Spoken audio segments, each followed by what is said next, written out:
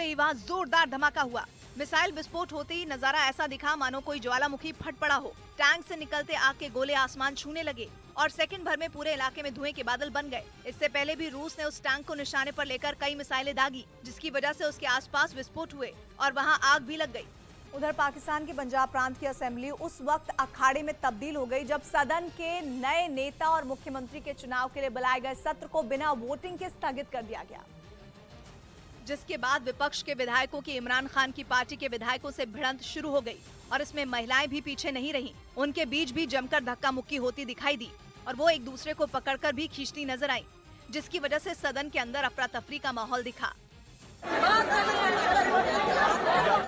देखते ही देखते महिला विधायकों के बीच जारी झड़प बढ़ने लगी और नौबत हाथापाई तक पहुंच गई, जिसके बाद वहां मौजूद कुछ पुरुष विधायकों ने बीच बचाव की कोशिश की। हालांकि महिलाओं ने उनकी एक न सुनी और वहां काफी देर तक हंगामा चलता रहा। और यूक्रेन में 40 दिनों से भीषण जंग जारी और इस जंग में यूक्रेन के किसी एक शहर ने सबसे ज्यादा मार झेली है, तो वो है मारिउपोल। वहां यूक्रेन की सेना के साथ रूसी सेना और चेचन लड़ाकों की जंग और भीषण हो गई है। रूस की सेना ने चेचन लड़ाकों के साथ मिलकर मारिउपोल के ज्यादातर हिस्सों से यूक्रेन के सैनिकों को खदेड़ने का दावा किया, लेकिन शहर में अभी भी भीषण जंग जारी है, जिसका एक वीडियो रूस की मीडिया की तरफ से जारी किया गया। वीडियो में पूरे शहर की सड़कों पर गरजते टैंक और जोरदार फायरिंग करते सैनिक दिखाई दिए। रूसी सेना के टैंक लगातार यूक्रेन के सैनिकों पर गोले दागते नजर आए। इस बीच एक सैनिक एक घर के बाहर खड़ा होकर एक तरफ फायरिंग करता दिखा, जबकि एक टैंक पर सवार एक सैनिक ने भी मशीन गन की मदद से दुश्मन पर भारी गोलीबारी कर दी। रूस के कुछ सैनिकों ने मकान में छिपकर यूक्रेन की सेना पर हमला बोल दिया। खिड़कियों की आड़ में खड़े होकर उन्होंने फायरिंग शुरू कर दी। वहीं कुछ सैनिक एक सड़क पर तेजी से एक ओर भागते दिखाई दिए, जिसमें एक ने एक हाथ से पकड़ी गई राइफल से फायरिंग कर दी। इसी तरह सुबह से शाम तक शहर के कई इलाकों में टैंकों से दागे गए गोलों के धमाके गूंजते रहे, तो बीच बीच में फायरिंग की आवाजें भी आती रहीं। और अंधेरा होने के बाद भी दोनों ने सेनाओं के बीच रुक रुक कर गोलाबारी जारी रही। वहीं मारिउपोल शहर की सड़कों पर यूक्रेन की सेना के ऊपर कहर बनकर टूट रहे रूस के जो टैंक दिखाई दिए, उन पर एक बार फिर जेड निशान दिखाई दिया, जो युद्ध की शुरुआत से ही चर्चा में रहा है। माना जाता है कि यूक्रेन में युद्ध के दौरान कोड का इस्तेमाल इसलिए किया जाता है ताकि रूसी सेना गलती से अपनी गाड़ियों और टैंकों को निशाना न बना दे। ऐसा इसलिए क्योंकि रूस और यूक्रेन के टैंक ही नहीं बल्कि जवान भी एक जैसे दिखते हैं, लेकिन कुछ लोगों के मुताबिक इस तरह के निशान का इस्तेमाल रोसगवर्दिया ट्रूप के लिए किया जाता है, जिसका मतलब रशियन नेशनल गार्ड्स हैं। ये सेना के जवानों से अलग होते हैं और अपनी हर कार्रवाई की जानकारी सीधे राष्ट्रपति पुतिन को देते हैं, जबकि कई बार जेड कोड को यूक्रेन के राष्ट्रपति जेलेंस्की से जोड़ दिया गया, क्योंकि अंग्रेजी में जेलेंस्की की स्पेलिंग जेड से ही शुरू होती है। हालांकि बाद में रूसी रक्षा मंत्रालय की तरफ से यह बताया गया कि जेड कोड का मतलब युद्ध में जीत के लिए है और रूस हर हाल में यह जंग जीतना चाहता है। यही वजह है कि उसने चेचन इलाके में खूंखार चेचन लड़ाकों को भी रूसी सेना के साथ जंग में उतार दिया है, जिन्होंने अपने हमलों से शहर को पूरी तरह बर्बाद कर दिया है। मारिउपोल के ज्यादातर लोग शहर छोड़कर जा चुके हैं, लेकिन अभी भी 1 लाख से ज्यादा लोग शहर में फंसे हुए हैं, जिनके लिए वहां के हालात बहुत ही बदतर हैं। जंग की शुरुआत में ही रूस ने मारिउपोल शहर को चारों तरफ से घेर लिया था। यूक्रेन का दावा है कि वहां अब भी लाखों लोग फंसे हुए हैं, लेकिन उनके लिए खाने के लिए खाना नहीं, पीने के लिए पानी नहीं है।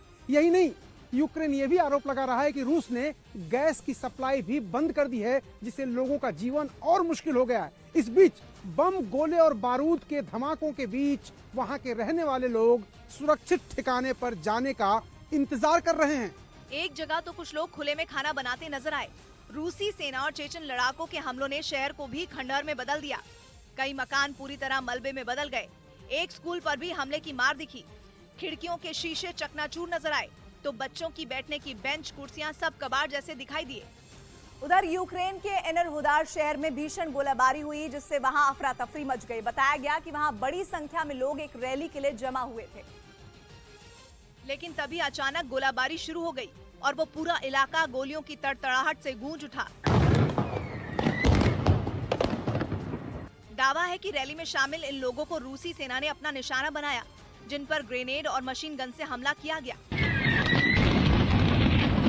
इन धमाकों की वजह से इलाका कुछ देर के लिए धुएं से भर गया। इसके बाद वहां रैली के लिए जमा हुए लोग अपनी जान बचाकर भागते दिखे। इस दौरान जिसको जहां रास्ता दिखा वो उस तरफ दौड़ लगाता नजर आया। कुछ लोग अपनी गाड़ियों से भी वहां से निकलने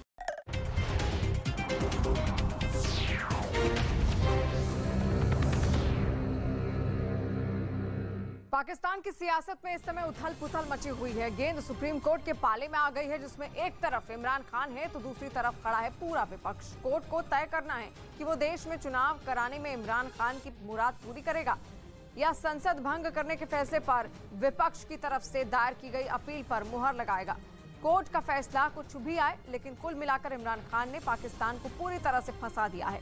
माना जा रहा है कि आज पाकिस्तान का सुप्रीम कोर्ट इस मामले में सुनवाई के बाद फैसला सुना सकता है। इससे पहले सोमवार को हुई सुनवाई में सुप्रीम कोर्ट ने कहा कि संसद में जो कुछ भी हुआ उसकी समीक्षा जरूरी है। कोर्ट ने कहा कि नेशनल असेंबली भंग करने के फैसले की संवैधानिकता देखना जरूरी है। करीब 2 घंटे से ज्यादा समय तक सुनवाई के बीच कोर्ट कोई फैसला नहीं सुना सका और अब आज दोपहर 12 बजे फिर इस मामले की सुनवाई होगी। पाकिस्तान सुप्रीम कोर्ट की 5 जजों की बेंच मिलकर इस मामले की सुनवाई कर रही है।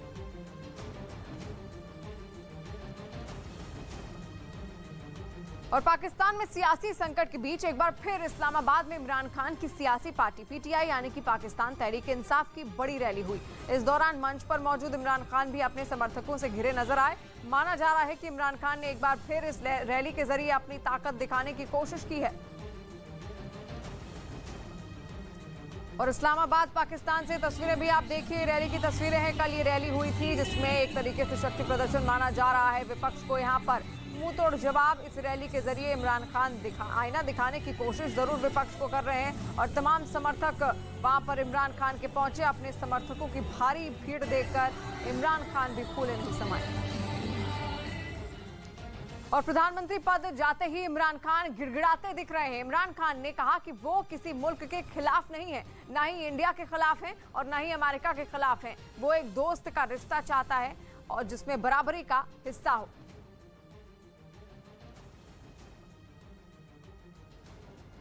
मैं कभी भी किसी मुल्क के खिलाफ नहीं हूं, ना मैं एंटी अमेरिकन हूं, ना मैं एंटी इंडिया हूं, ना ये मैं बार बार कह बैठा हूं। ये तो कोई जाहिल ही एक पूरी कौम के खिलाफ हो जाते हैं। हाँ, हम पॉलिसीज के खिलाफ हो सकते हैं। मैं अफगानिस्तान में ये जो वॉर ऑन टेरर थी, मैं इसके खिलाफ बोला हूं, लेकिन एक एंटी अमेरिकन नहीं हूं मैं जो चाहता हूं कि हमारी दोस्ती हो उनसे। दोस्ती का मतलब क्या है? दोस्ती का मतलब एक होता है रिस्पेक्ट, दो दोस्तों के बीच में रिस्पेक्ट। एक बड़ा अमीर दोस्त होता है, गरीब भी होता है, लेकिन दोस्ती तब है जब दोनों के बीच में रिस्पेक्ट हो। उधर पाकिस्तान के पंजाब प्रांत की असेंबली उस वक्त अखाड़े में तब्दील हो गई जब सदन के नए नेता और मुख्यमंत्री के चुनाव के लिए बुलाए गए सत्र को बिना वोटिंग के स्थगित कर दिया गया, जिसके बाद विपक्ष के विधायकों की इमरान खान की पार्टी के विधायकों से भिड़ंत शुरू हो गई और इसमें महिलाएं भी पीछे नहीं रहीं। उनके बीच भी जमकर धक्का मुक्की होती दिखाई दी और वो एक दूसरे को पकड़कर भी खींचती नजर आई, जिसकी वजह से सदन के अंदर अफरा तफरी का माहौल दिखा। देखते ही देखते महिला विधायकों के बीच जारी झड़प बढ़ने लगी और नौबत हाथापाई तक पहुंच गई, जिसके बाद वहां मौजूद कुछ पुरुष विधायकों ने बीच बचाव की कोशिश की। हालांकि महिलाओं ने उनकी एक न सुनी और वहां काफी देर तक हंगामा चलता रहा। वहीं पाकिस्तान के प्रधानमंत्री इमरान खान को अमेरिका के राष्ट्रपति से भिड़ना महंगा पड़ सकता है, क्योंकि बार बार अमेरिका पर अटैक पाकिस्तान को श्रीलंका की तरह बर्बादी की कगार पर पहुंचा सकता है। लेकिन इमरान है कि मानने को तैयार ही नहीं दिख रहे। इस बार उन्होंने अमेरिका पर दोस्ती के लिए एक तरफा शर्तें लादने का आरोप लगा दिया। एंटी अमेरिकन नहीं हूं मैं, दोस्ती करना चाहता हूं कि हम कई आपकी बातें मानेंगे, लेकिन अगर मेरे लोगों के मफादात के वो खिलाफ हैं तो मैं वो आपकी बात नहीं मानूंगा। इससे पहले भी इमरान खान अमेरिका को पाकिस्तान में चल रही राजनीतिक उठापटक का जिम्मेदार ठहराने की कोशिश कर चुके हैं और अपने खिलाफ लाए गए अविश्वास प्रस्ताव को उन्होंने विदेशी साजिश करार दिया था। हमें एक अमेरिका ने एक बाहर से मुल्क में, मैं नाम मतलब मेरा कि किसी और बाहर से मुल्क से हमें मैसेज आती है। यही नहीं, उन्होंने अमेरिकी राजनयिक डोनाल्ड ल्यू के इस साजिश में शामिल होने की बात कही थी, जिनके पास दक्षिण और मध्य एशिया में अमेरिका की नीतियों को लागू करने का जिम्मा है। और ऐसे में इमरान के बयानों से बाइडेन की नाराजगी बढ़ने के अमेरिकी मीडिया के दावे उस वक्त सही साबित होते दिखे जब आईएमएफ ने पाकिस्तान को दिए जाने वाले उस बेलआउट पैकेज पर रोक लगा दी, जिसके जरिए उसको अपनी बीमार अर्थव्यवस्था को सुधारने के लिए करीब 600 करोड़ अमेरिकी डॉलर यानी पाकिस्तानी रुपयों में 11 लाख करोड़ से ज्यादा की मदद मिलनी थी। और इस पर रोक लगने के बाद अंतर्राष्ट्रीय कर्ज को लेकर पाकिस्तान पर दबाव बढ़ सकता है, जिसकी वजह से वहां महंगाई का ऐसा विस्फोट हो सकता है कि जरूरी सामान लोगों की पहुंच से बहुत दूर हो जाएंगे। यही नहीं, अमेरिका से तनाव बढ़ने पर FATF से भी पाकिस्तान को बहुत बड़ा नुकसान हो सकता है, क्योंकि अगर उसे FATF की ग्रे लिस्ट से हटाकर आतंकी संगठनों का मददगार घोषित कर दिया गया तो दुनिया भर की कंपनियां, एजेंसियां और संस्थाएं पाकिस्तान में निवेश करना बंद कर देंगी। हालांकि इस उठापटक के बीच इमरान खान ने पूर्व चीफ जस्टिस गुलजार अहमद का नाम केयरटेकर प्रधानमंत्री के लिए राष्ट्रपति के पास भेज दिया है, लेकिन इस बीच उनके करीबी और देश के जानकारी मिल रही है और देश के राष्ट्रीय सुरक्षा सलाहकार मोइन यूसुफ ने इस्तीफा देने का ऐलान कर दिया है, जिन्होंने इसी साल जनवरी में पाकिस्तान की पहली नेशनल सिक्योरिटी पॉलिसी पेश की थी, जबकि उनसे पहले इमरान खान के चीफ सेक्रेटरी आजम खान भी अपना पद छोड़ चुके थे। वहीं इमरान के हाथ से कुर्सी निकलते देख उनके सलाहकार शहजाद अकबर भी उनका साथ छोड़कर जा चुके हैं।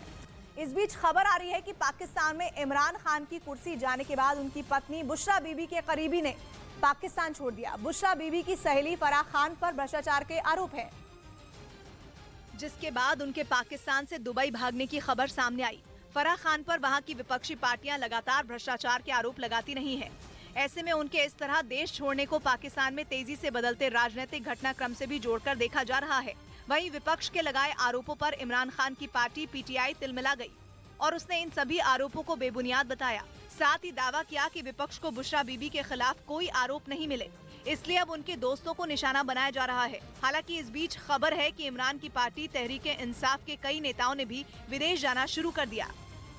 और श्रीलंका में प्रधानमंत्री और राष्ट्रपति के खिलाफ प्रदर्शन लगातार जारी है। दोनों के इस्तीफे को लेकर लोग अड़े हुए हैं। लोगों का कहना है कि देश में महंगाई सरकार की गलत नीतियों की वजह से है और जल्द से जल्द दोनों को इस्तीफा दे देना चाहिए। रात के समय भी वहां पर लोगों की भारी भीड़ प्रदर्शन करती नजर आई। सड़कों पर गाड़ियों का लंबा काफिला दिखा जो कोलंबो की तरफ जाता हुआ नजर आया, जहां जोरों से विरोध प्रदर्शन जारी है।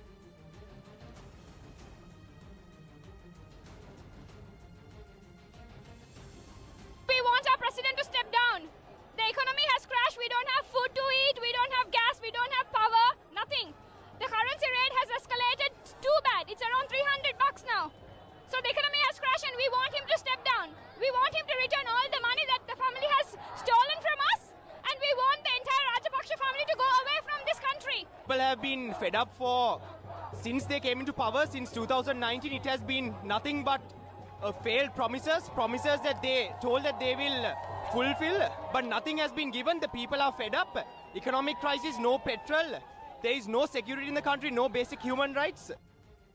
श्रीलंका की मदद के लिए सबसे पहले भारत ने हाथ आगे बढ़ाए। श्रीलंका में भारतीय राजदूत गोपाल बागले ने बताया कि भारत से श्रीलंका के लिए खाने पीने के सामान के साथ हजारों टन डीजल और पेट्रोल भी भेजा गया है।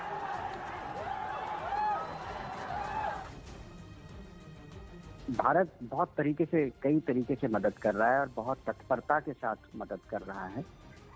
श्रीलंका की सरकार ने हमसे कुछ सहायता मांगी थी दिसंबर जनवरी के महीने में। दिसंबर के में जब इनके तत्कालीन वित्त मंत्री बैसिल राजपक्षा भारत आए थे तो उनके बहुत अच्छा विचार विमर्श हुआ था हमारे माननीय विदेश मंत्री और माननीय वित्त मंत्री से दिल्ली में, और वहाँ पे ये डिसाइड किया गया था कि श्रीलंका को एक तो करेंसी स्वैप की जरूरत थी रिजर्व बैंक से, तो वो $400 मिलियन का करेंसी स्वैप उन्होंने मांगा था, और 2 लाइन्स ऑफ क्रेडिट उन्होंने कही थी। एक तो ईंधन खरीदने के लिए, फ्यूल के लिए, पेट्रोल डीजल वगैरह, क्योंकि इनके यहाँ मुख्य संकट फॉरेन एक्सचेंज की कमी का है जो कि बहुत ही कम हो गया है, इसलिए ये इम्पोर्ट्स के लिए फॉरेन एक्सचेंज नहीं है तो वो नहीं पे कर पाते। दूसरा उनका था कि एक लाइन ऑफ क्रेडिट $1 बिलियन की खाद्य सामग्री के लिए, फूड एसेंशियल आइटम्स, मेडिसिन वगैरह के लिए।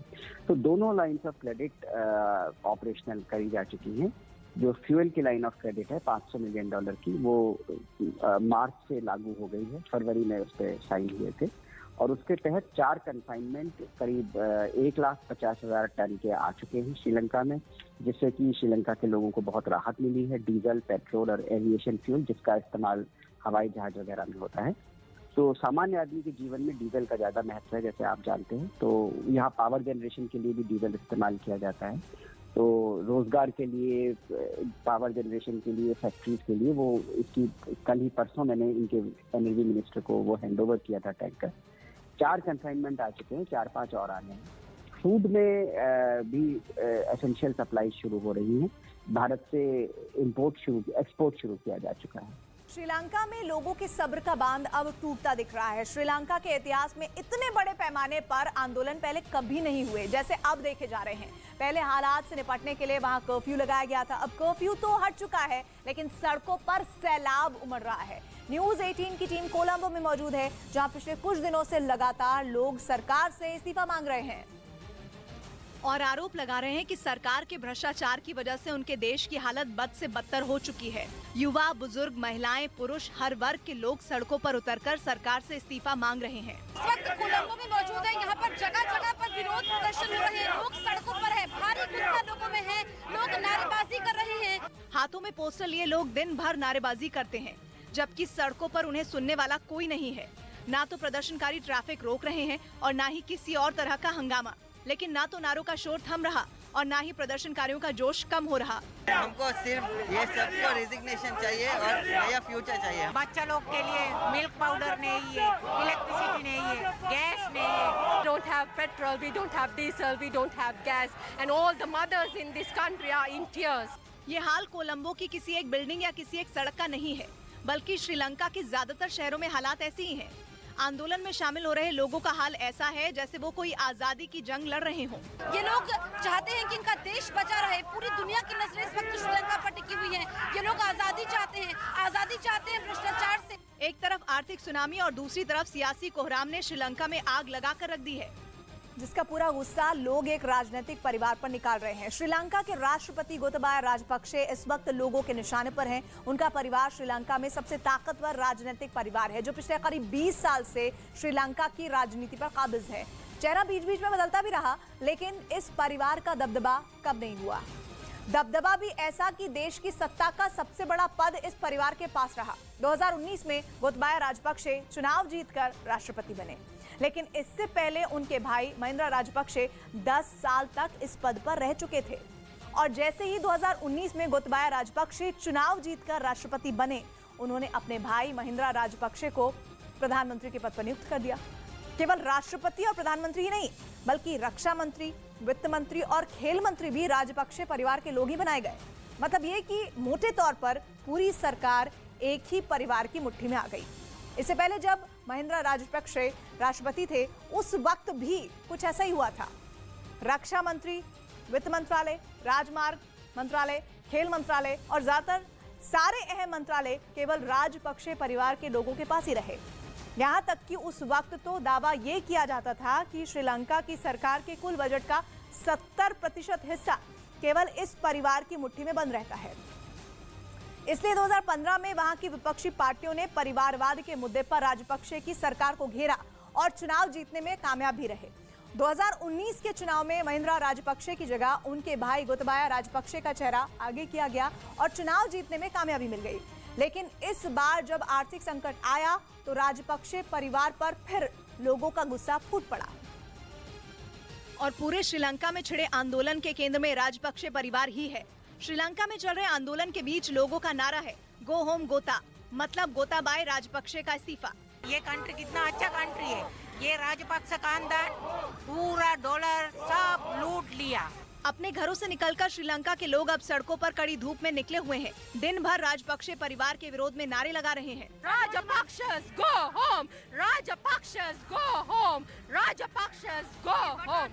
राजपक्षे परिवार पर भ्रष्टाचार के आरोप पहले भी लगते रहे हैं, लेकिन इस बार देश की आर्थिक बदहाली के लिए लोग इस परिवार को ही जिम्मेदार मान रहे हैं। लोगों का ये भी आरोप है कि भ्रष्टाचार इस कदर बढ़ गया था कि एक ही परिवार के 6 लोग जिम्मेदारी संभाल रहे थे पूरी श्रीलंका की।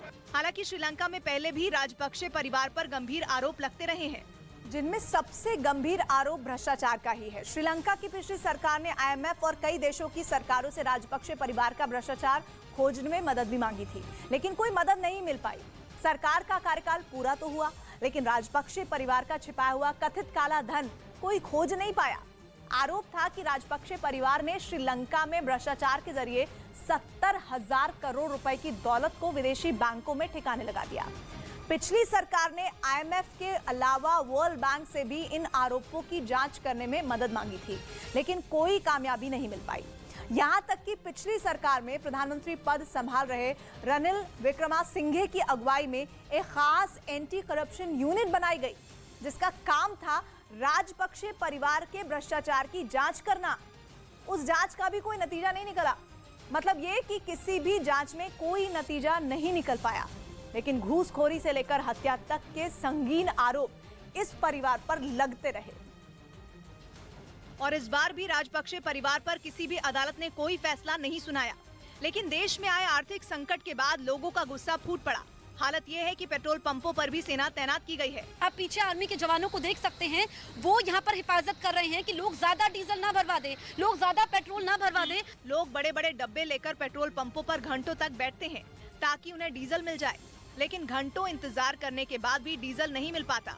How long you are waiting? 3 hours. 3 hours. Yes. So you are waiting for Diesel. diesel. Yes. You have gas in your home? No gas. No gas. No So gas, how no you are? petrol, no diesel. Diesel इसलिए जरूरी है क्योंकि बिजली बमुश्किल दिन में 6 घंटे मिलती है और जनरेटर डीजल से ही चलता है। यहाँ तक कि घरेलू गैस के स्टोर भी बंद किए जा चुके हैं, जबकि घरेलू गैस के सिलेंडर की कीमत केवल 1 हफ्ते में दोगुनी हो चुकी है। 12.5 kg का सिलेंडर पहले मिलता था 1340 रुपए में, अब हो गया है 2675 रुपए में। सीधे सीधे रेट डबल हो गए हैं। ये पिछले 1 हफ्ते में रेट बढ़े हैं। पेट्रोल डीजल ही क्या, सुपर स्टोर से कई अहम चीजें गायब हैं। लोगों को न पाउडर वाला दूध मिल रहा है और न ही अंडे मिल रहे हैं। ये पूरा शेल्फ खाली है। नीचे वाला शेल्फ आप देखेंगे, यहाँ पर अंडे हुआ करते थे, इस स्टोर में अंडे नहीं है। जो सामान सुपर स्टोर में दिख भी रहा है, उसकी कीमत कई गुना बढ़ चुकी है। भरे पूरे परिवारों के लोग भी आधा राशन खरीद कर ही लौट रहे हैं, जिसकी सबसे बड़ी वजह यह है कि कीमतें आसमान छू रही है। श्रीलंका के पास कुछ भी इंपोर्ट करने के लिए विदेशी मुद्रा भंडार नहीं बचा है, मतलब डॉलर खत्म हो चुके हैं और कुछ भी इंपोर्ट करने के लिए देशों को डॉलर खर्च करने पड़ते हैं। श्रीलंका के पास डॉलर खत्म हो गए हैं, इसलिए अब हर वो जो चीज है वो देश के बाहर से आया करती थी, वो आने में मुश्किलें हो रही हैं। सबसे बड़ी समस्या है पेट्रोलियम उत्पादों की, मतलब पेट्रोल, डीजल और रसोई गैस। श्रीलंका के पास भी कच्चे तेल का भंडार नहीं है, वो भी भारत की तरह कच्चा तेल इंपोर्ट करता है, लेकिन अब इंपोर्ट करने के लिए उनके पास डॉलर नहीं बचे हैं, इसलिए पेट्रोल डीजल पूरी तरह खत्म हो सकता है। एक और बड़ी परेशानी ये है कि बिजली की कटौती बहुत ज्यादा हो रही है। इसकी वजह से ज्यादातर कारखाने बंद हैं, काम धंधे ठप पड़े हैं और लोग बेरोजगार हो रहे हैं। बिजली की कटौती के ही कारण कई ऐसी चीजें जो फ्रिज में रखकर ठंडी रखनी पड़ती हैं वो खराब हो रही हैं और लोगों की जरूरत का सामान लोगों तक पहुंचने से पहले ही खराब हो रहा है। सबसे बड़ी बात यह है कि चीजों की कमी और उनके स्टॉक पर संशय होने की वजह से कीमतें आसमान छू रही हैं। हम जरूरी चीज का दाम कई गुना बढ़ता हुआ आपको दिखा भी रहे हैं और बाजार में मारामारी वाले हालात बनने लगे हैं। और श्रीलंका की जनता इस हालत के लिए अब पूरी तरह से मौजूदा सरकार को दोषी मान रही है। सरकार के खिलाफ पूरे श्रीलंका में लोग गुस्से में हैं। केवल मंत्रियों के घर ही नहीं, बल्कि अब तो कॉलेजों में छात्रों को संभालने के लिए सरकार को पुलिस और सेना की तैनाती करनी पड़ रही है, क्योंकि छात्रों को भी अपना भविष्य खतरे में दिखने लगा है। वहाँ की एक यूनिवर्सिटी में छात्रों के प्रदर्शन को काबू में करने के लिए पुलिस वाले आंसू गैस के गोले छोड़ते दिखे, लेकिन अगले ही पल कुछ ऐसा हुआ कि देखने वाले हैरान रह गए। छात्रों की तरफ से आंसू गैस का एक गोला उछालकर वापस पुलिस वालों की तरफ फेंक दिया गया। आंसू गैस चलाने वाली पुलिस ही उल्टे पांव दौड़ने लगी। हालत यह है कि अब श्रीलंका के छोटे शहरों में भी विरोध की आग भड़क चुकी है। हर उम्र के लोग सरकार के खिलाफ प्रदर्शनों में शामिल हो रहे हैं। कहीं लोग झंडे हाथों में लेकर हाईवे के किनारे खड़े दिखते हैं, तो कहीं महिलाएं रसोई के बर्तन बजाती हुई सड़क पर निकल रही हैं।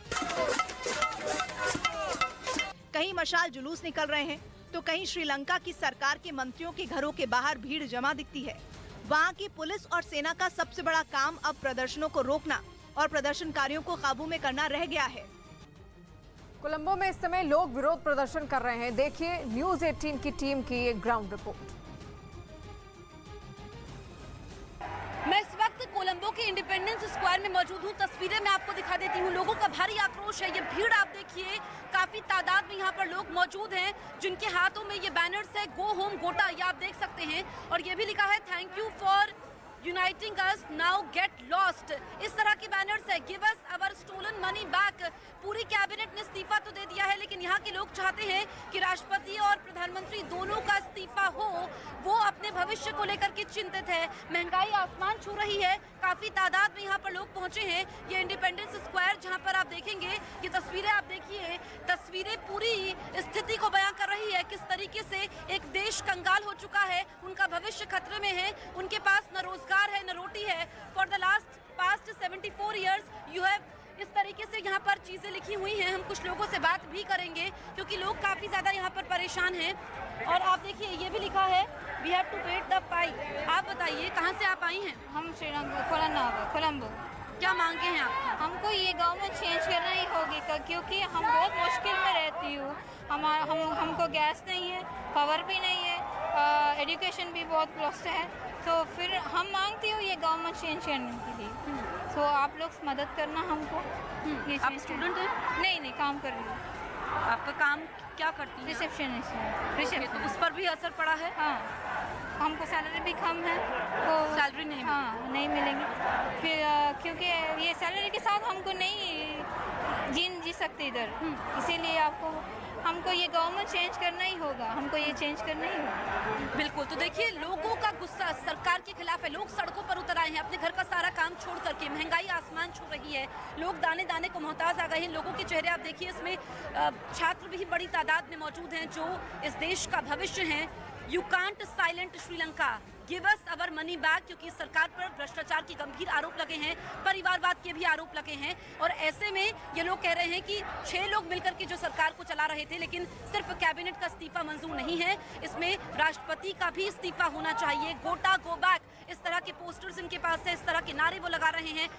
अगर हम देखें तो पूरे श्रीलंका में इस तरह के विरोध प्रदर्शन चल रहे हैं, इस तरह की आवाजें आ रही हैं। ये आम लोगों की आवाज है, ये आम नागरिकों की आवाज है। वो चाहते हैं कि उनका देश पहले जैसा हो जाए। वो चाहते हैं कि जो जिंदगी भर उन्होंने अपने आशियाने बनाए हैं, अपनी जिंदगी की कमाई की है, वो पैसा किसी काम का नहीं है अगर इस देश की माली हालत खस्ता है। इस देश में जरूरी सामानों की किल्लत है। पाकिस्तान और श्रीलंका के बाद भारत का एक और पड़ोसी चीन के जाल में बुरी तरह फंस गया है। नेपाल की राजनीति में भी तो चीन का दखल लंबे वक्त से है, लेकिन अब चीन की बदौलत नेपाल में भी आर्थिक संकट करीब दिखने लगा है, जिसके लिए पूरी तरह से अपने चंगुल में फंसाने के लिए चीन हर मुमकिन कोशिश कर रहा है।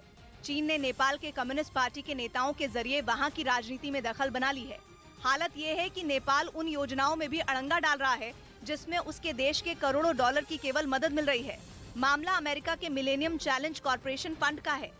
बताया जा रहा है कि ये फंड करीब 4000 करोड़ से ज्यादा है, जिसके जरिए वहां पर बिजली बनाने से लेकर सड़कें बनाने तक की कई योजनाओं पर काम होना था। इसके बदले नेपाल को कुछ भी नहीं देना था, लेकिन कम्युनिस्ट पार्टी के नेताओं ने प्रोजेक्ट में अड़ंगा डाल दिया। और वहां के नेता कह रहे हैं कि इस प्रोजेक्ट के जरिए अमेरिका का नेपाल में दखल बढ़ जाएगा, लेकिन माना जा रहा है कि ये साजिश है चीन की, और चीन की चाल ये है कि नेपाल विकास के रास्ते पर आगे नहीं बढ़ पाए, क्योंकि अगर ऐसा हो गया तो उस पर चीन की पकड़ ढीली हो सकती है। मतलब चीन चाहता है कि नेपाल उसके कर्ज के जाल में श्रीलंका और पाकिस्तान की तरह फंसा रहे, इसलिए वो हर ऐसे प्रोजेक्ट में अड़ंगा लगाना चाहता है जिसमें नेपाल की तरक्की हो। चीन के राष्ट्रपति शी जिनपिंग ने 2019 में 2 दिन का नेपाल का दौरा किया था। उस वक्त उन्होंने 275 करोड़ डॉलर यानी करीब 20,000 करोड़ की योजनाएं नेपाल में शुरू करने के प्रोजेक्ट को हरी झंडी दी थी। ये प्रोजेक्ट ऐसे थे जिनके जरिए नेपाल पर चीन की पकड़ मजबूत हो जाए। इनमें रेलवे को मजबूत करने और सड़कों का जाल बिछाने से जुड़े कई प्रोजेक्ट शामिल थे, जबकि अमेरिका के मिलेनियम चैलेंज कॉर्पोरेशन फंड का काम उससे काफी पहले से चल रहा था। लेकिन शी जिनपिंग के दौरे के बाद से ही अमेरिका के प्रोजेक्ट पर अड़ंगे लगने शुरू हो गए। लेकिन नेपाल अकेला ऐसा मुल्क नहीं है जो चीन के जाल में फंस रहा हो। श्रीलंका की तो पूरी की पूरी जो अर्थव्यवस्था है वो डूब चुकी है, जबकि पाकिस्तान भी बड़े आर्थिक संकट में फंसा हुआ है, जिसके पीछे चीन की ही चाल है। मतलब ये कि चीन तो भारत के पड़ोसियों के बीच एक भस्मासुर हो गया है, जिसको छू ले वो भस्म हो जाए। पाकिस्तान पर मेहरबानियां करते करते पाकिस्तान को बर्बाद कर दिया और श्रीलंका का ऐसा तारणहार बना कि सोने की लंका भी खाक में बदल गई। श्रीलंका और पाकिस्तान को चीन ने अपने कर्ज के जाल में ऐसा फंसाया कि दोनों के पास बाहर निकलने तक का मौका नहीं बचा। श्रीलंका तो अब भारत के सामने मदद के लिए हाथ फैला रहा है, जबकि पाकिस्तान की हालत ये है कि वो दुनिया के सामने अपना दुखड़ा तक नहीं सुना सकता, क्योंकि पाकिस्तान ने अमेरिका तक को चीन के चक्कर में नाराज कर दिया है। चाइना पाकिस्तान इकोनॉमिक कॉरिडोर के नाम पर चीन ने ऐसा प्रोजेक्ट शुरू किया जिसके जरिए वो पूरे पाकिस्तान को काबू में कर रहा है। एक ऐसा प्रोजेक्ट जो पाकिस्तान के कब्जे वाले कश्मीर से शुरू होता है, फिर पूरे पाकिस्तान को पार करता हुआ दक्षिणी छोर पर कराची तक पहुंचता है, फिर कराची से आगे बढ़ता हुआ ग्वादर तक जाता है। पूरे पाकिस्तान का जितना बजट है उसका 1/4 हिस्सा तो अकेले इस प्रोजेक्ट की कीमत है। इसी से अंदाजा लगाया जा सकता है कि चीन ने इस कदर पाकिस्तान को मुट्ठी में बंद कर लिया है। इसके अलावा पाकिस्तान को चीन का साथ लुभाना इसलिए भी लगता है क्योंकि चीन को पाकिस्तान की आतंकियों से दोस्ती अच्छी लगती है। चीन की तरफ से पाकिस्तान को आतंकिस्तान बनाने के काम में कोई रोक टोक नहीं होती, उल्टा आतंकियों को पालने में मदद ही मिलती है। लेकिन अपनी इस चाल से चीन ने पाकिस्तान को एक ऐसे जाल में फंसा लिया जहां से उसका निकलना लगभग नामुमकिन हो गया, क्योंकि चीन ने धीरे धीरे पाकिस्तान को बाकी दुनिया से भी काट दिया। ऊपर से कभी हथियार खरीदने में मदद, कभी कोरोना से लड़ने के लिए चंदा, तो कभी किसी और बहाने से आर्थिक मदद। धीरे धीरे कर्जा दे देकर चीन ने पाकिस्तान को कर्ज के जाल में बुरी तरह फंसा दिया। हैरानी की बात यह कि इतनी मदद मिलने के बाद भी पाकिस्तान अपने पैरों पर खड़ा नहीं हो पाया। हालत यह है कि महंगाई और बदहाली ने पाकिस्तान के प्रधानमंत्री इमरान खान से उनकी कुर्सी तक छीन ली। माना जाता है कि पाकिस्तान में विपक्ष के हाथ मजबूत होने की वजह भी आर्थिक बदहाली, बेरोजगारी और महंगाई ही बने। और अब तो IMF ने भी पाकिस्तान के लिए कर्ज के दरवाजे बंद कर दिए। दूसरी तरफ श्रीलंका है जो अपनी आज़ादी के बाद से अब तक का सबसे बड़ा आर्थिक संकट झेल रहा है। श्रीलंका पर भी मेहरबानियां दिखाने में चीन ने कोई कसर नहीं छोड़ी थी, लेकिन अब जब